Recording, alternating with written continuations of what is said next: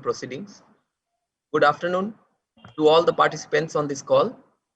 Before we proceed to the call, let me remind you that the discussion may contain forward-looking statements that may involve known or unknown risks, uncertainties, and other factors. It must be viewed in conjunction with our business risks that could cause future result, performance, or achievement to differ significantly from what is expressed or implied by such forward-looking statements. Please note that we have mailed the results and the presentation, and the same are available on the company's website. In case you have not received the same, you can write to us and we'll be happy to send the same over to you.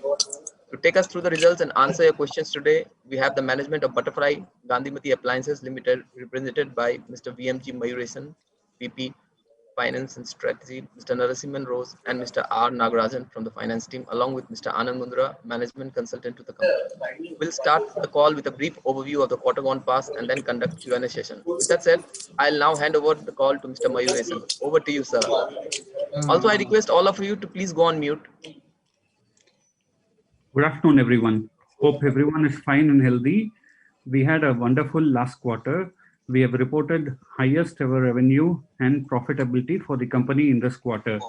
This is because of huge demand of products both in offline as well as online channels. We have grown across all the product categories. 9-month FY has grown by 17%, even in spite of Q1 degrowth. We have gained market share in this season. We are very hopeful to achieve our target of more than 2,000. नहीं लगता शेज number था. अरे wait Mayur, Mr. Hiten, request you to mute yourself please. Oh yes sir, yes sir. And Miss Pragati also please request you to mute yourself. And one second. Yeah, Mayur, you can start. Yeah. Good afternoon, everyone. Hope everyone is fine and healthy. We had a wonderful last quarter. We have reported highest ever revenue and profitability for the company in this quarter. This is because of huge demand of products both in offline as well as online channels. We have grown across all the product categories. 9-month FY21 has grown by 17%, even in spite of Q1 degrowth. Our channel check suggests we have gained market share in this season. We are very hopeful to achieve our target of more than 1,000 crores with double-digit EBITDA margins in 12 to 24 months. I am happy to share that the net debt of the company is around 3.6 crores. We have pre-closed the term loan outstanding of about 12.5 crores to Aditya Birla Finance Limited. The net working capital of the company is around 48 days, which we feel is definitely sustainable in long run. With this, we can start our Q&A session. Yeah. Thank you. Participants who have a query, please write on the chat board and we'll accordingly call your names.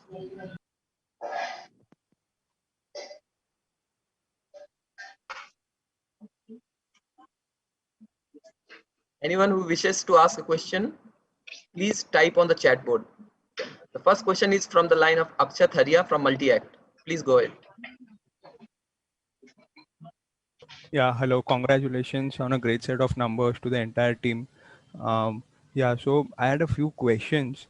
My first question was on this bill discounting part that we are doing on the debtors side. So as we can see, the debtors days have come down significantly. So, if you could just please explain what is this entire, bill discounting that we are doing on the debtors side, and also in which head of the PNL does this? I think someone is unmute. Basically, yeah. So can the host mute everyone, because obviously no one is understanding. आप काम इतना करवाते हो कि मतलब या तो office में पड़ा रहता हूँ या Achin, request you to mute yourself, please. Can't the host mute Anand? 1 second, let me check. Host can mute everyone. Anand, you please mute na. Arey, I am not the host. 1 second, Akash. जहाँ पे हाथ रख देते हो. Arey, Mr. Achin. में तो डाल रहे हो. Arey, Vinay, are you there? Yeah, I'm just. Yo, can you mute everyone? Yeah. नहीं डालना, अगर डालना पड़े. अच्छा. मैं सोचता हूँ किसी को डालेगा. इसमें भाई का दो. Yeah. So on this bill discounting, could you please explain the entire bill discounting part? And second, in P&L, where does the cost of bill discounting hit? So that was my first question. Okay. Yes, Akshat. If you see the bill discounting, we have successfully implemented bill discounting facility in the last 2 years. We've started that, and now we have a limit of about 70 crores, and we have utilized about close to 40 crores by December. So that is happening. If you see the cost of bill discounting, it is there in the other expenses. Okay, so okay. And the bill discounting liability will not accrue in our balance sheet, right? No, the limits is in the name of our distributors, our customers, and there is a very small FLDG limit, which is at 15% today. We will be reducing that over the course in the future. Okay, okay. And the second question is, like in the past quarter, we have seen many commodity prices go up significantly. The ABS price or copper as well as steel prices have gone up, anywhere in the range of 30 to 100%. So what has been the impact of that on our cost, and also how much of the same have we been able to pass on to the customers? Yeah, unfortunately, a lot of our raw material prices have gone up significantly high in the last few months. Some part of it is already passed to the consumers. We have had a price increase once, and we are actually looking to increase it one more time in the coming few months.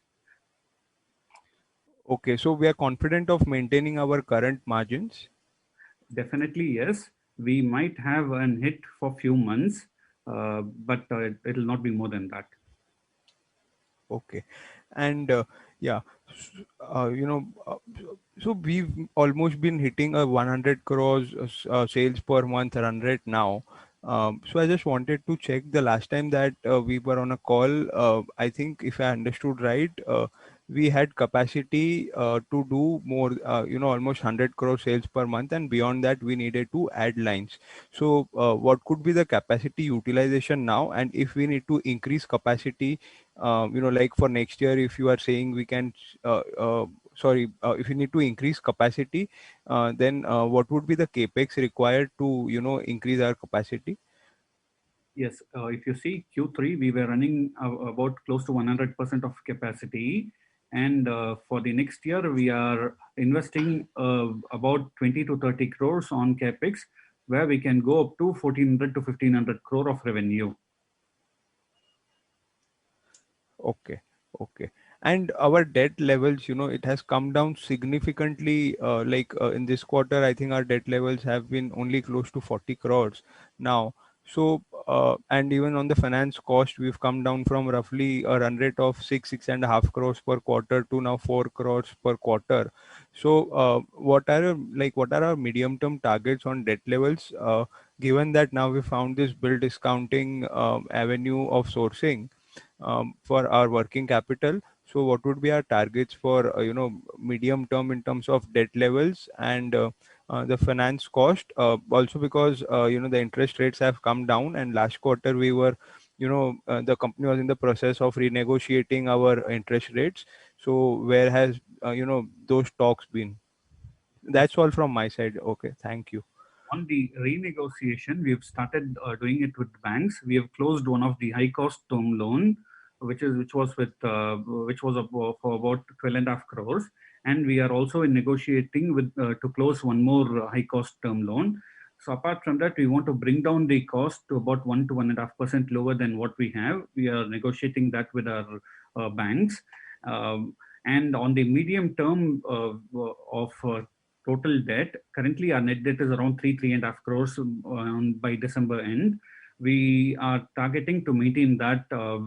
This has been a very new scenario for us in the last 2 quarters, which we've never seen before.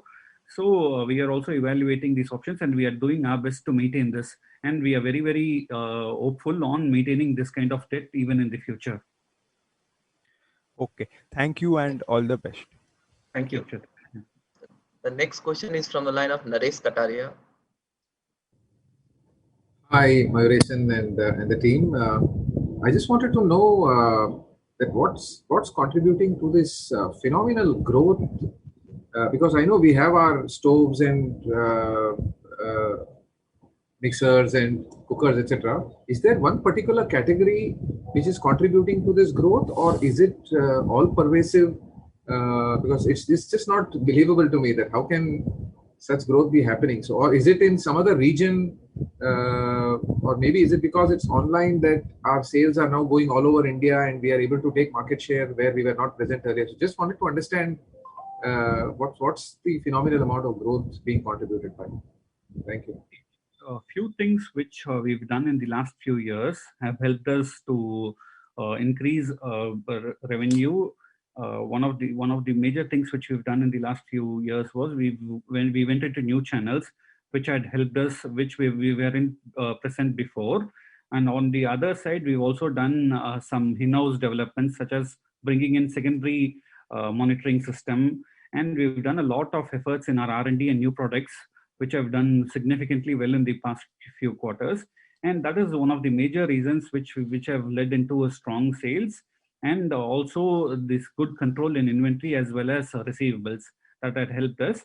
And if you see on the product side, our major 5 product categories have done really well. The mixer grinders, the gas stoves, the tabletop wet grinders, pressure cookers, and vacuum flasks. All of the product categories have done really well. All of them have grown really good. Also, we have some new product categories which are very small, which is also becoming big. And the other new categories such as induction stove, you have electric rice cooker, chimneys, and vacuum flasks. These are all the product categories which we feel will become, each of them will become a 100 crore product category in the next few years to come. Thanks a ton, Mayuresan. All the best. Thank you. The next question is from the line of Samir Gupta from IIFL Securities. Please go ahead. Hi, sir. Thank you for taking my question, and congratulations for a consecutive quarter of stupendous results. Just taking it forward from the previous participant, so just wanted to understand what is the element really of the unbranded to branded movement. First of all, how much is the portion of unbranded in the categories that you play in, and why is there so much of disruption in the unbranded? Is it because imports from China, there is some issue, and just a little bit color on this aspect? The imports from China has been an issue in the past few quarters. And fortunately for us, we are one of the least reliant companies in India to be reliant to have reliance on Chinese imports. Right from day one of this company, we've been doing a lot of in-house manufacturing that has helped us. On the other side, the unbranded is the significant share of the unbranded products have come down. One is because of import. The other major thing is because of COVID. COVID has impacted them very badly. About 2 to 3 months of very low business have affected them. Got it, sir. So again, taking this forward, just a follow-up. So what is your take? So this cannot be a permanent depression in unbranded, right? Because as things improve, as their financial channels or new players will come up in this unbranded segment, because ultimately this channel will also see a comeback, or no, this is something that can be sustained, and the share of unbranded that is being lost is lost, and now it's reset to this new level. What is your take on this? The unorganized levels have actually been falling in the last few years, and due to COVID, it has fallen faster than expected. But it has always been falling in the few years, and the organized businesses have done really well. So they are always diminishing. Got it, sir. And finally, this is again the last follow-up on this. What is the current share of unbranded in your segment? Any estimate will do. It depends on product to product. Earlier, 4-5 years back, it used to be 30-40%. Now it has come to 20-30%. Got it, sir. Thank you. That's all from me. Thank you, sir. Thank you. Thank you. The next question is from the line of Jigar Shah. Please go ahead, sir. Good afternoon and congratulations. So my question is, so what is the guidance for FY22 and 23 in terms of revenue and margins? Will we be able to sustain similar growth also, and your outlook in general? Our medium term outlook is we want to touch revenues of 1,000 crore with an EBITDA of more than 10% in 12 to 24 months. And what about the capex plans going ahead, like in FY22 and FY23? Every year we invest about 10 to 12 crores on maintenance capex. In addition to that, we will be investing about 20 to 30 crores on capex for expansion, which can give a revenue of to about 1400 to 1500 crores. Okay, fine. So you're saying we could see a growth of say 20% plus for FY22 and FY23. That's correct? What we have said is 1,000 crore in 12 to 24 months. So it will not be 20%. What we are saying is 1,000 crore can be achieved in the next 12 to 24 months, depending on the scenario. Difficult to give an exact number. Right. Yeah. Okay, fine. That's it. So, okay, fine. That's it from my side. Yeah. Vinay, 1 second. There are some participants who are not muted yet. Request you to mute.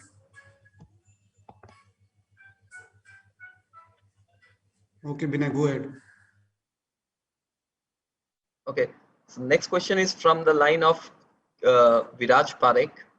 Please go ahead. Yeah, hi everyone, and congrats to the entire team at Butterfly and Mayureshan ji. I had one question. If you could give us some flavor regarding a range of gross margin that we could expect, and similarly, since we've seen some moderation in gross margins, just would like to know your vision on the product or the business mix pertaining to the same going forward.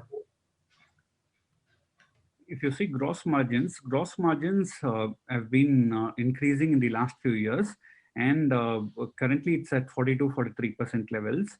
And every year from now onwards, it will increase by 0.5% to 1%.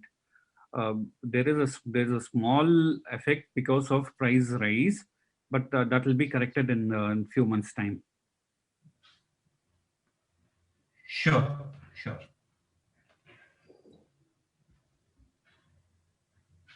The next question is from the line of KG.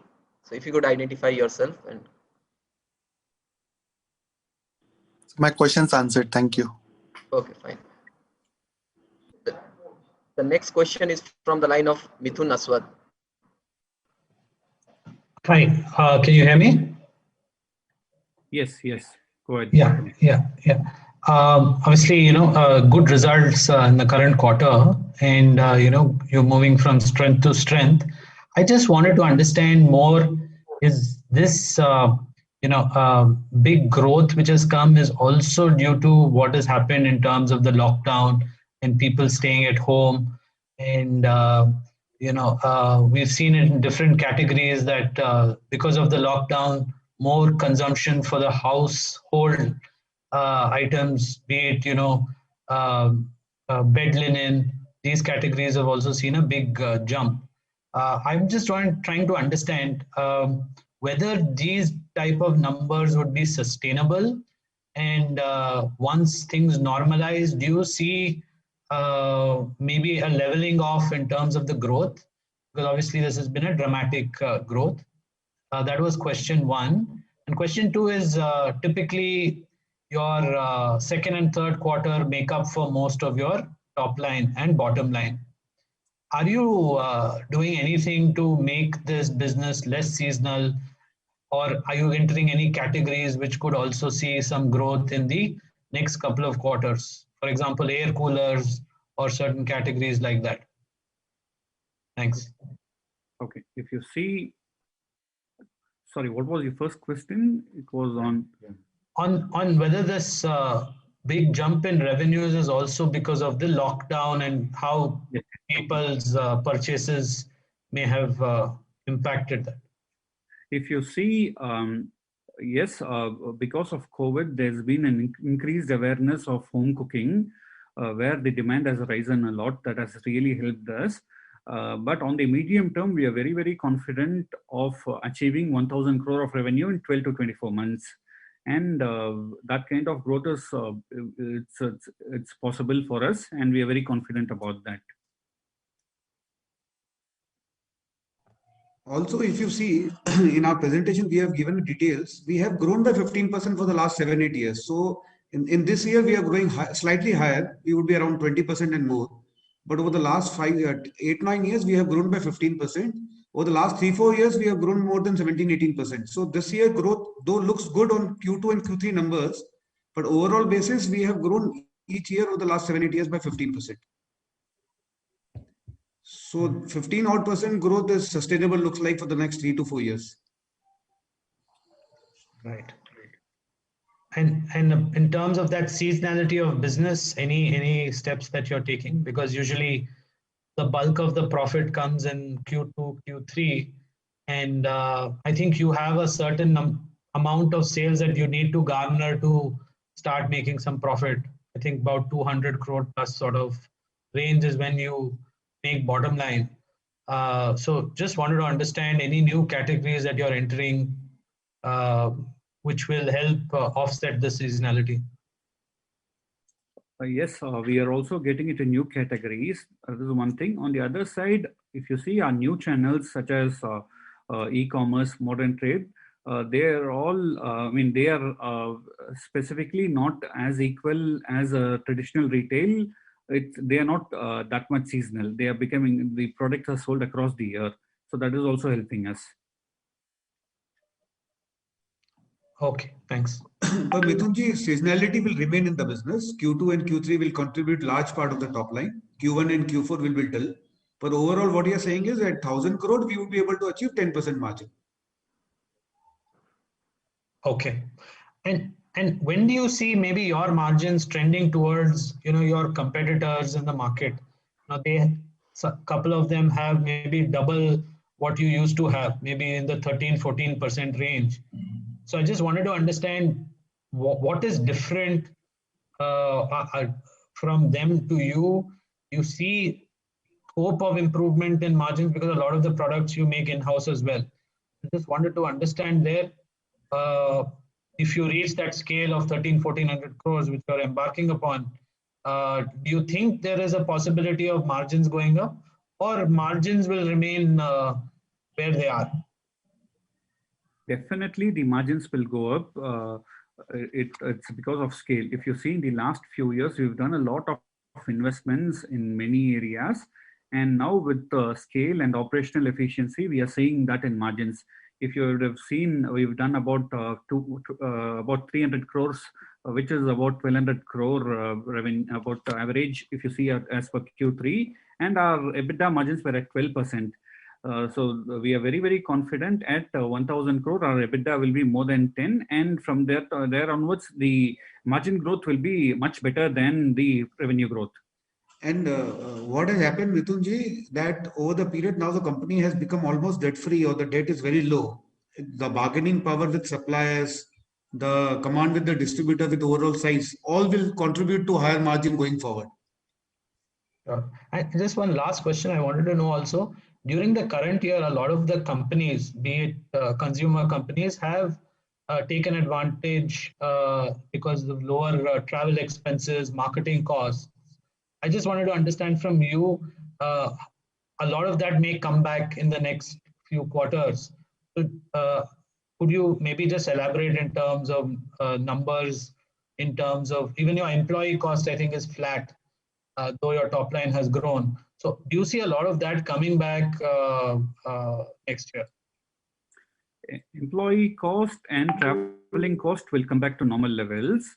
But the marketing spends we've done, it's actually variable in our case, and we've done that expenditure even in this year, even in spite of Q1 and in spite of COVID, we've done that expenses. We've not reduced there.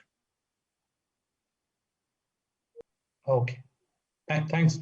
So just to give you a quantum, 4 to 5 crore is the cost which we have saved because of traveling, which will come back next year.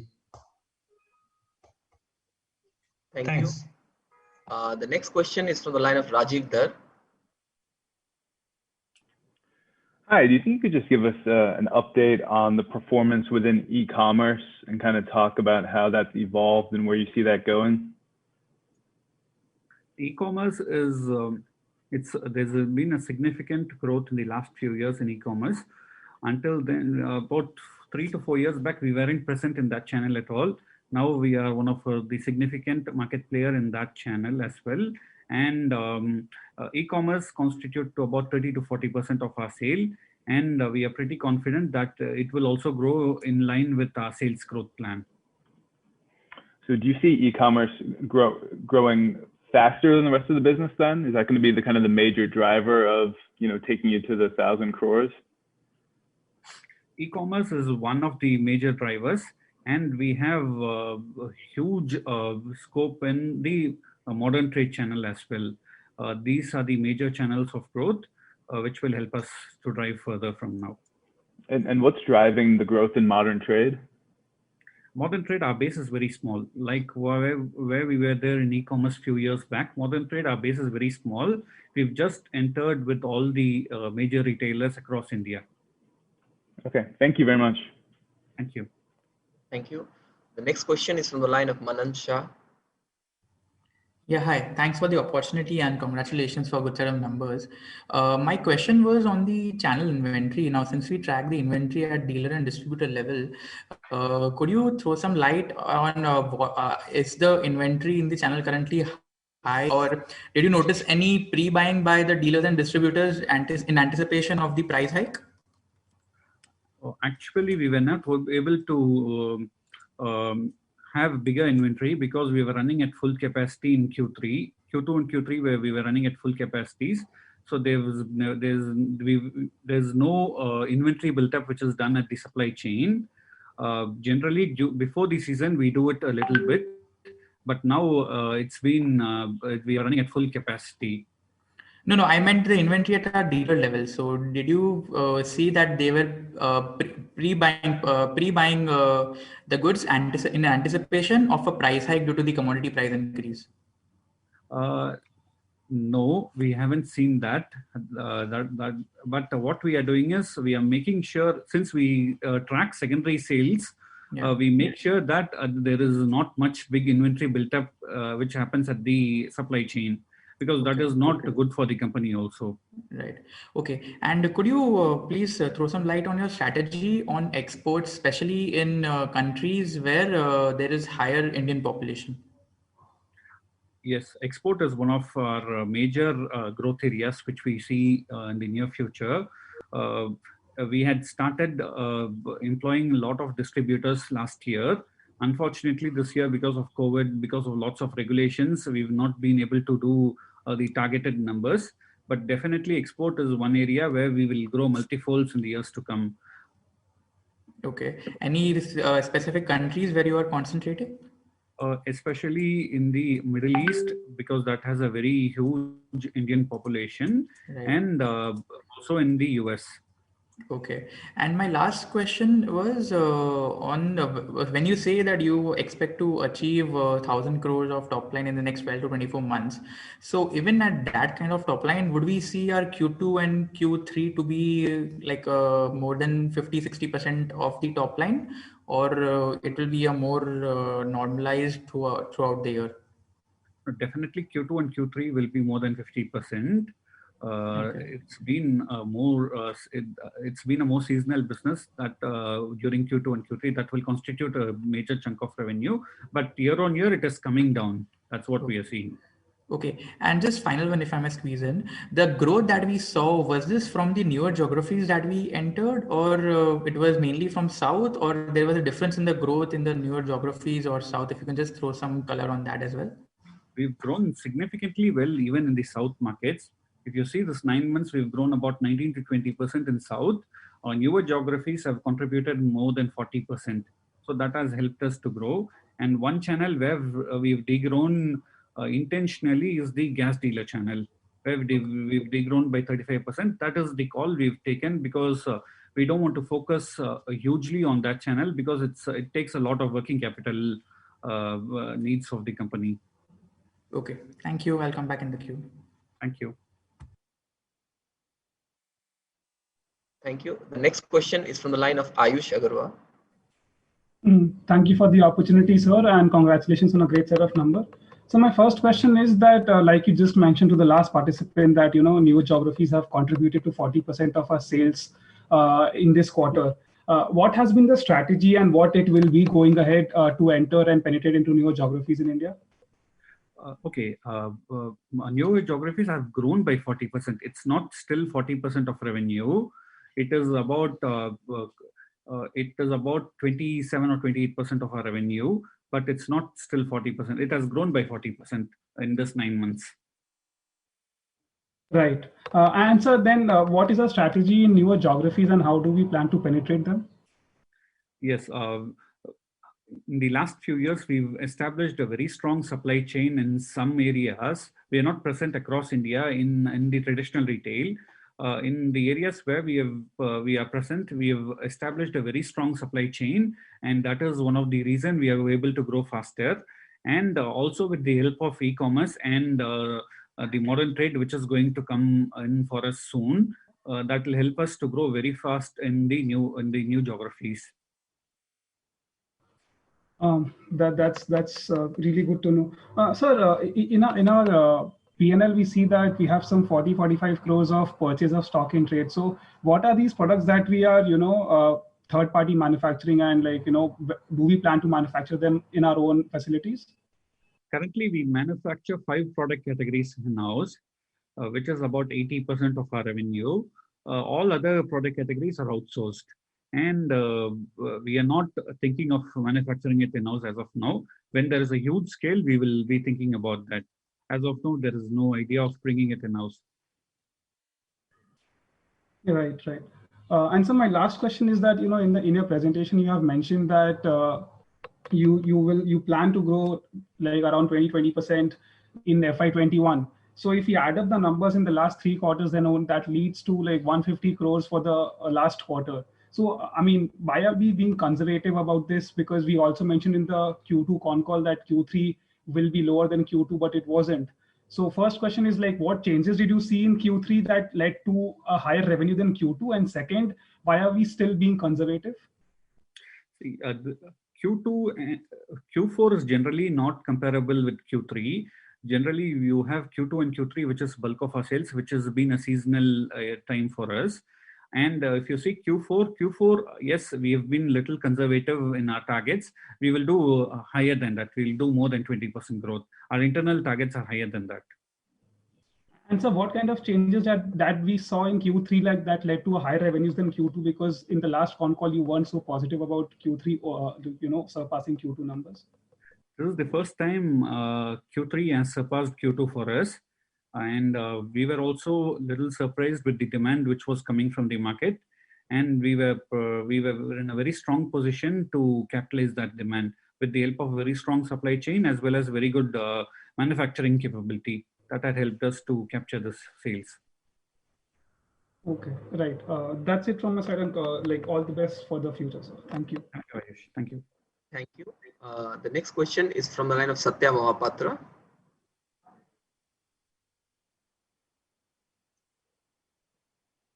Satya Mahapatra, please unmute your line. Go ahead.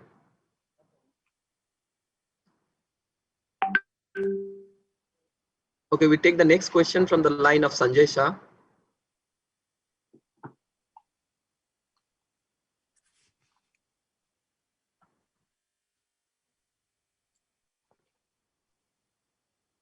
Sanjay Shah. So we take the next question from the line of Prashant Kutty from Sundaram Mutual Fund. Hi. Thank you for the opportunity and congrats on a good set of numbers. 2 questions from my end. So firstly, if you could just kind of give us what the channel-wise growth was in terms of as far as this quarter or the 9-month is concerned. Hi, Prashant. Currently, we are not giving channel-wise growth because our new channels have become a significant value. So it is becoming a very, very competitive information. Okay. But what we can give, Prashant, is retail-wise growth and gas dealer growth. So gas dealer channel has degrown by 35%. And retail have grown by about 24-25%. And what would have e-com grown by? Are you at least saying the e-com numbers in terms of growth rate at least? See, e-com is still 30 to 40% of our revenue. E-com has also grown. In fact, it has grown. It has grown little faster than our traditional retail. Okay. Okay. And so second thing, I think this was asked before. I just wanted to ask. You said that the travel costs is something which you have saved on. Similarly, you said that employee costs will come back to normalcy. 2 quarters we've actually grown ahead of expectations in terms of margins. Obviously, leverage also helped. But just wanted to understand, is there a case that we could actually beat on our margin numbers, looking at how the numbers have been in the last couple of quarters? Because we're seeing that at such sales we end up getting very good leverage as well. And you said we've saved on costs as well. So how much of the costs are can be sustained going forward? And do we feel that we actually can beat on this 10% EBITDA margin numbers at 1,000 crores? Definitely yes, Prashant. We will be higher than 10% when we cross 1,000 crore of revenue, and we are very confident about it. If you see our traveling expenses, we had saved about 4 to 5 crores in traveling expenses, which was in the first half of the year, and it's slowly coming back to normal levels. And by next year, I think it will be to the pre-COVID levels. That's what we are seeing. If you see on the employee cost, we had reduced one part of employee cost during the COVID times, during that uncertain times. From November 1 onwards, we've brought back all the costs, and going forward next year, it will be in that way. So, sir, what are the costs which have been saved, let's say structurally for us during this COVID period? Are there any costs like that which you have managed to save? An employee cost of about 5 to 6 crores and a traveling cost of about 5 crores. 4 to 5 crores. No, I'm saying, but you said that will come back to normalcy. I'm asking generally as a cost saving exercise, are there any costs that we have saved that we will be saved that will remain in future as well? Because you said travel and employee will come back normal levels. All other costs we have spent actually. Even the marketing expenses we have spent even during this year. There is no extra saving which we see, but we are very confident our margins will be higher than 10% at 1,000 crore of revenue. And last bit, sir, what are your marketing spends expectation for the next year or so? What level of marketing spend will do? It will be between 10 to 12% of our revenue. Okay, sure. And Prashant, we have increased the salary in the December quarter. So most of the salary benefit of employees has happened in June and September quarter. Sure. Great. Thank you very much and all the very best to you. Thank you, Prashant. Thank you. The next question is from the line of Kush Gangar. Please go ahead. Hi, my first question is on have we taken any price hikes in Q3 or in coming quarters? Are there any plans considering rising raw material prices? Yes, we've had one price hike in the month of December, and we are planning to have one more hike in the coming few months. What is the quantum, if you can? We have done about 5% in almost all our product categories, and we are planning to do a similar rise in the next few months. Okay. And on the very good significant growth in top line in Q3, are we even gaining shares from our bigger organized players?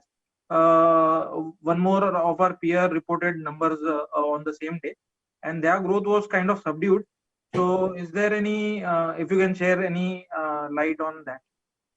See, I'm not sure if we are gaining from organized. If other companies also growing, if we are growing faster, definitely our market share is improving. But I'm not sure from where, from who, which competition. That's very hard to say. Okay. And last question would be on our medium-term target of 12 to 24 months. So basically, if we add, I understand Q2 and Q3 are seasonally stronger quarters, but even if we add, they are above our annual run rate of 1,000 crore, which is our target, and significantly above. So even if we reduce some seasonality, basically we are there where we want to be in 18 or 24 months. So are we being too conservative, or are we not confident of demand sustaining? See, this year, if you compare to last year, we will be growing more than 20%. Our internal target is to, that's the reason we have given you a range between 12 to 24 months. Our internal target is to cross that by next year, but we'll have to see how the market performs in the next few quarters. Thank you. That's very helpful. Thank you. Thank you. The next question is from the line of Achal Lohade from JM Financial. Please go ahead. Yeah, congratulations for the great numbers. Sorry if I'm asking the same question again.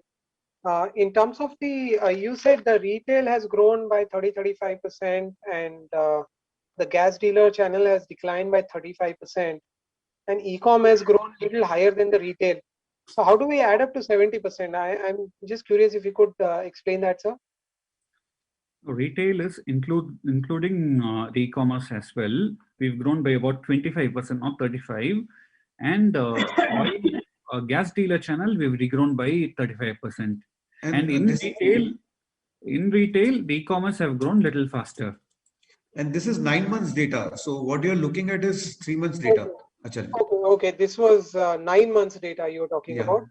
Can you help us with the third quarter specifically, sir?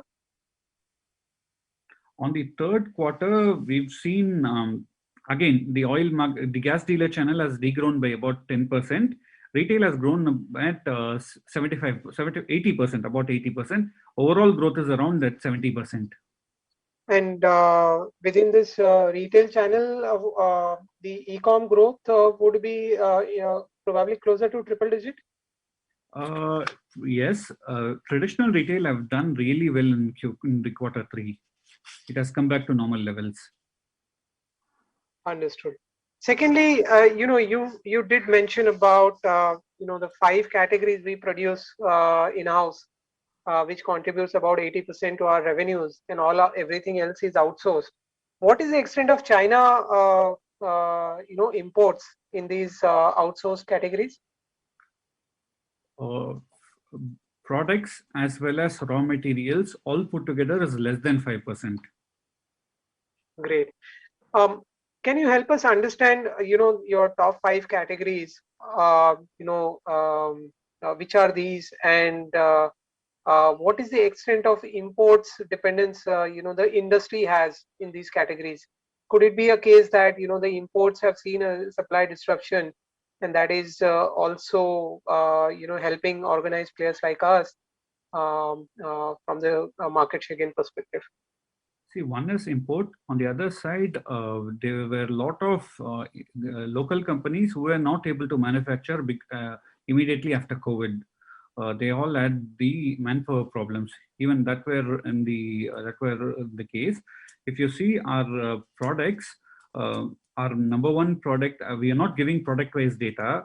If you see, our number one product is the mixer grinders, followed by pressure cookers. Then you have, followed by gas stoves. Then number 3 product would be pressure cookers. Then you have tabletop wet grinders. These are the 4 top categories for us. Right. And how much would be import dependence for the industry in these categories?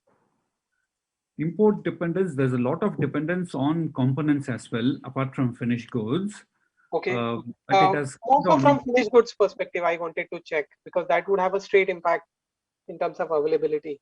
Finished goods, none of the products we import from China currently. And if you see, the major 5 product categories are manufactured in-house. Remaining all the other product categories are outsourced from Indian companies. Right. I was not asking for us, but more for the industry. Market. If you see for the market, if you see one part of mixer grinders, that is the juicer mixer grinders. Some of them are imported by the other companies. But if you take a product like pressure cookers, gas stoves, primarily they are made in India, even for the market. Understood. And can you please help us, with respect to the current infrastructure, how much revenue can we get from the manufacturing side? We were actually running at full capacity in Q3. our capacity is actually between 1,000 to 1,100 crores with our existing setup, and with an planned investment of about 20 to 30 crore, we can take it up to 1,400 to 1,500 crore of revenue. Sorry, that incremental, the 50 crore investment will give incremental 400 crores revenue. Is that not 20 to 30 crores? 20 to 30 crore will give incremental 400 crores revenue? Yes. When this 1,100 crores, you're talking about the manufacturing or the overall, including outsourcing? Overall. Okay. Understood. And in terms of the e-com, how the growth has been across geographies according to you in terms of east and south, east, west? With e-commerce, we are present across India in all the states. In terms of growth, South has done really well for us. The West, North and East, if you see our total growth of 9 months, it's about 40% for new geographies. E-commerce is more than double of that in new geographies. Understood. And just last question, if I may, with respect to new product categories, what categories are you looking at? How soon can we expect further additions in terms of the categories? There are some new categories which we are evaluating now. If you see in our existing categories, there are product categories like induction cooker, you have rice cooker, you have electric chimneys, vacuum flasks, non-stick cookware. We feel that there is a lot of potential for these 5 product category to grow multifolds in the next few years. That would be the major focus for us currently, and we are also evaluating into getting into new product categories in similar space. Got it. And just last, sorry, I'm saying again last. In terms of the industry growth at the aggregate for our categories put together, what would be the industry growth according to you for, let's say, next 3 to 5 years? What kind of growth can one look at for the industry? It's very, very hard to say, but we are very confident that we will be growing faster than the market because of what we've done in the last few years. We've been investing a lot in our new products as well. That is also helping us, and a very high reliance of in-house manufacturing has also helped us. And we will definitely beating the market pace, and we will be gaining market share. But no, you're not ready to put a number. Is it 10%, 12%, or maybe 5-6%? What kind of range can one work with? Industry growth. We will be doing 1,000 crores in between 12 to 24 months. Industry growth has been good for organized sector in the last few quarters. A general growth was somewhere between 6 to 7%, depending on product to product. Some products are growing faster, some products are a little slower. Understood. This is very helpful. Thank you so much, and wish you all the best. Thank you. Thanks a lot. Thank you. The next question is from the line of Aditya Mehta.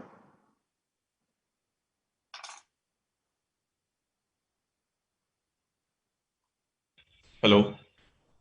Yes, please go ahead. Yeah. Hi, sir. Thank you for the opportunity and congratulations on a great set of numbers.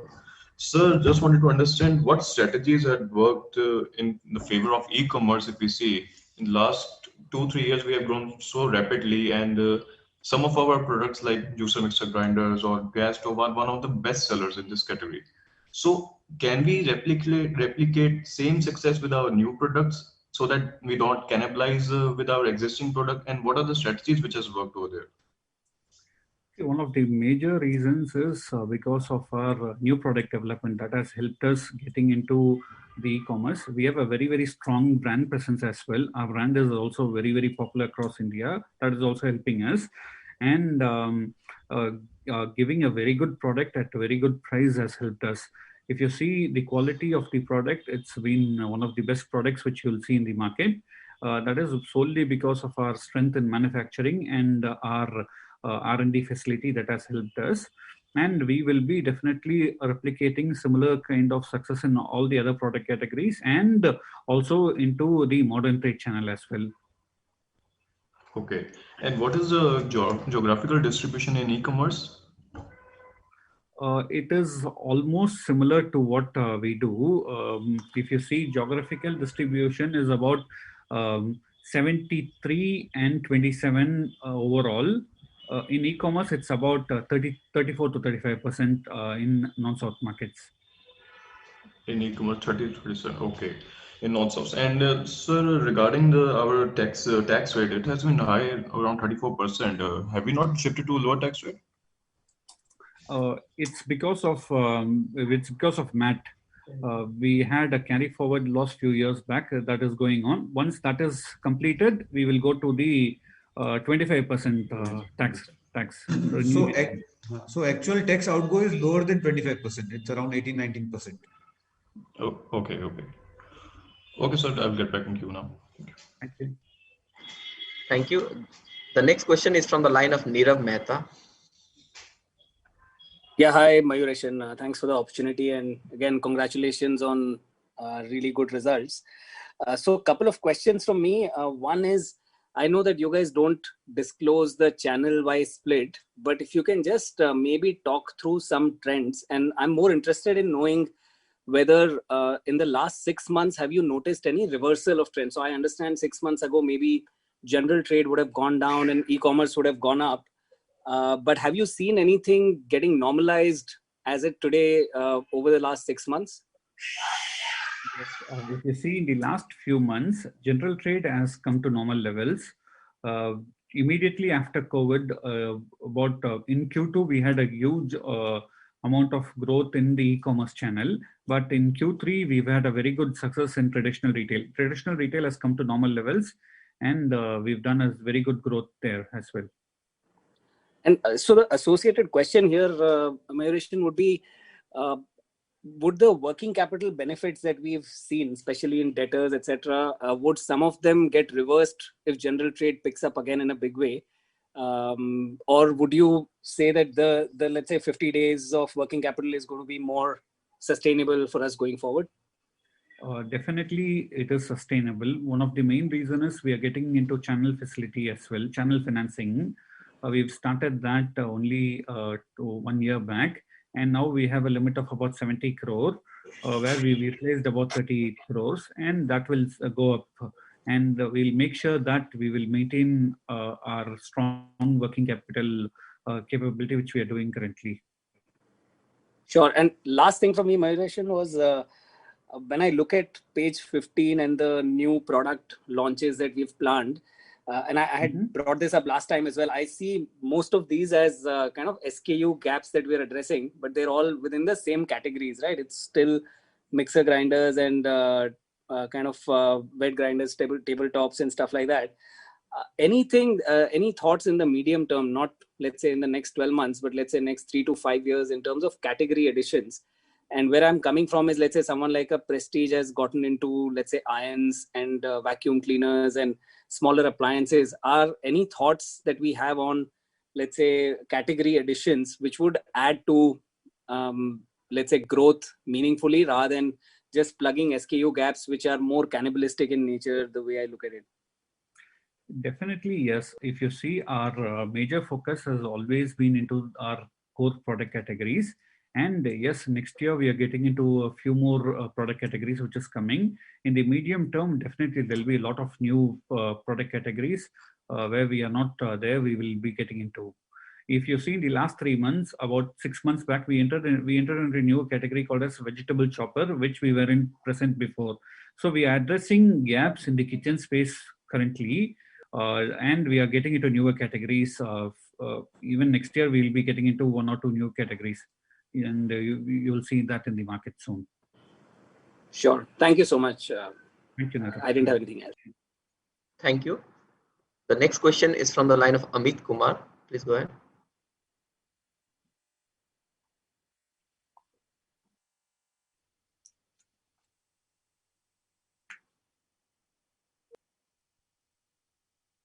Okay.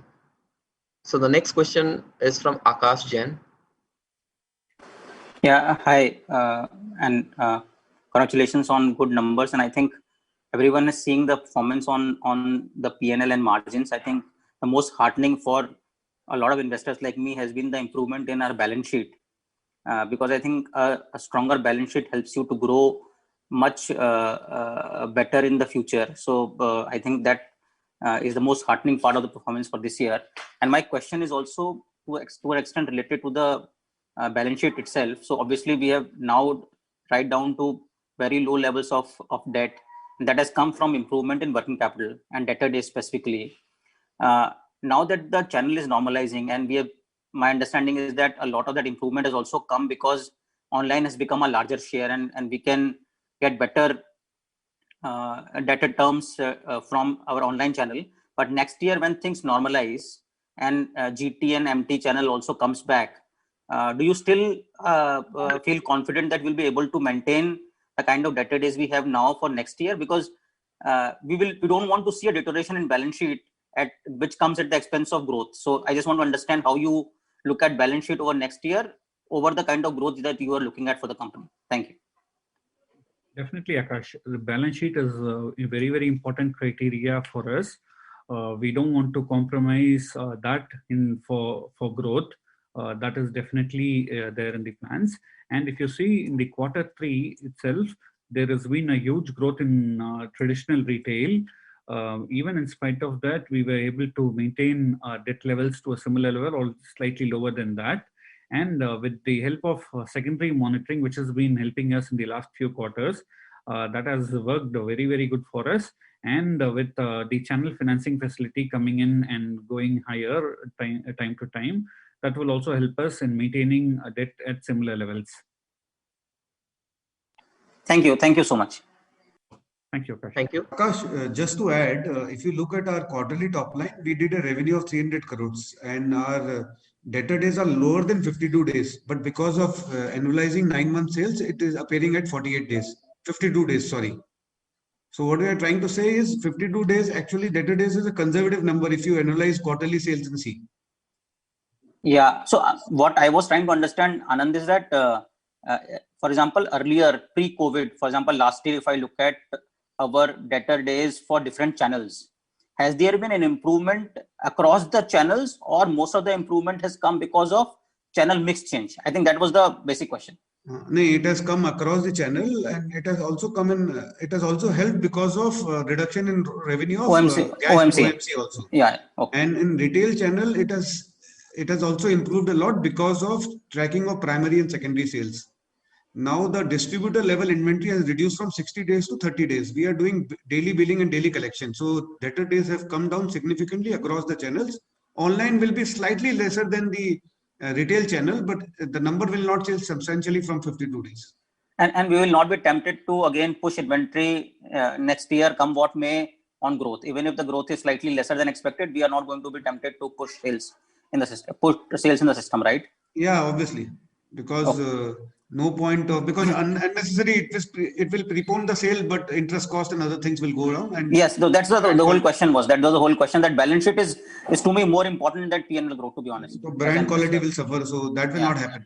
Okay. That will not. Thank you. So whole purpose of tracking primary and secondary sale is to cut that, which we have successfully done. Thank you so much. Thank you so much. Thank you. The next question is from the line of Kesav Kumar. Please go ahead. Hi, sir. How has the capacity utilization been for the month of January? Jan was actually, again, we had a very good month in the month of Jan. But generally Q4 is not comparable to Q3. And in Q3, we've done, we've utilized close to 100%. I can't disclose that number because from that you can, it's easy to get the revenue part. But Q4 is slightly lower than Q3. So we are very comfortable with capacity currently. Okay.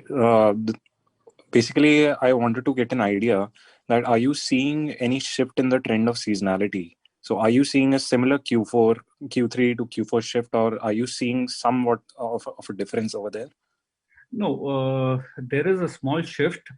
Generally, Q2 and Q3 will be about 75 to 80% of our revenue, but it has come down. Currently, it is at 60 to 65%. So it's, the revenue is getting shift across even Q1 and Q4. That is a good thing which is happening because of new channels. But it is not. It is still. It will not become 25 each quarter in the next few years. That is a little. I mean, that takes a little bit more time. All right, sir. That's it from me. Thank you, and all the best, sir. Thank you. Thank you. The next question is from the line of Ayush Agarwal. Please go ahead. Thank you for the opportunity once again. So, like you had mentioned earlier, that e-commerce has become 30-40% of our sales now. So I would like to understand the supply chain here, because I mean, clearly we have been cutting a lot through the supply chain, and we must be seeing a lot of efficiencies operating in this line of segment. So what are the working capital days here, and how do we plan to monetize this in the way that it can be margin accretive to us? Can you repeat, Ayush, again? Sorry. So with the e-commerce, are we working directly with the like biggies, Amazon and everything, or do we have a supply chain there as well? Because if we cut out the entire supply chain, then the e-commerce sales can be really margin accretive to us. No, we directly sell to them. We directly deal with them. Even with modern retail, big retail players in the country, we directly deal with them. So in that sense, like shouldn't e-commerce help us fetch better margins than our modern trade and our traditional retail? E-commerce is very similar in terms of margin. The majority, if you see e-commerce, the product segment which is sold very high is slightly different to traditional retail. Even in spite of that, the margins are very similar to the traditional retail. Because I mean, aren't we saving up on dealer commission and everything here in e-commerce? You will be saving a distributor commission, Right. which is about 8%. But Right. the product categories which is sold is very different to the retail channel. Okay. So, and my second question is, sir, if we look like industry-wide, I mean industry in the sense that Hawkins and TTK Prestige, we see that traditionally they have been spending 5 to 6% on ad revenues, but we have been guiding a 10-12%. So I would like to understand, what our marketing strategy is, and why are we being so aggressive than the other big players in the industry, and what is our marketing plan going ahead? Yeah. Our idea was to do that until we reach a scale. So our target was to do that till 1,000 crore of revenue at least in a variable basis. After that, let it be on a fixed basis. And what would that be like? What would our targets be when we reach that scale? In 12 to 24 months. No. What kind of ad spend would be when we reach there?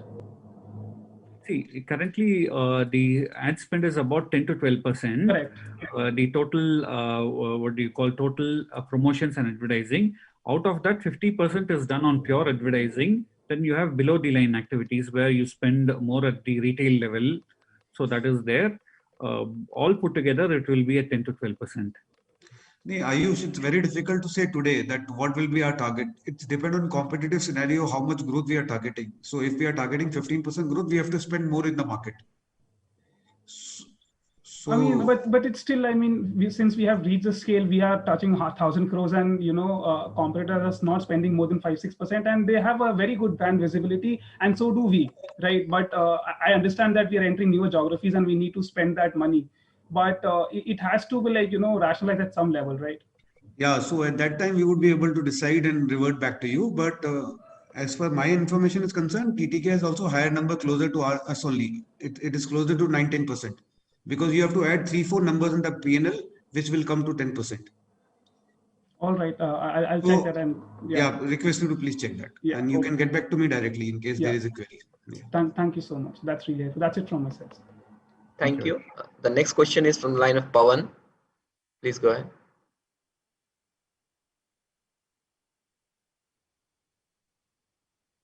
Okay, so the last question is from the line of Manan. Please go ahead. Yeah, hi. You mentioned you face capacity constraint in this quarter. So could we have sold more if we had the capacity? And then also at 1,000 crore sales, assuming we are doing 60% in Q2 and Q3. So in the current Q2, Q3, we are already around 600 crores, which would be 60%. So is the understanding correct that we would be reaching this 1,000 crore in 12 months rather than 24 months? The guidance which we have given is 12 to 24 months. Our internal targets are faster, yeah. Okay, yeah. Thank you. Thank you. Thank you. That was the last question for the call. I would like to hand over the call to Mayuresan for closing comments. Please.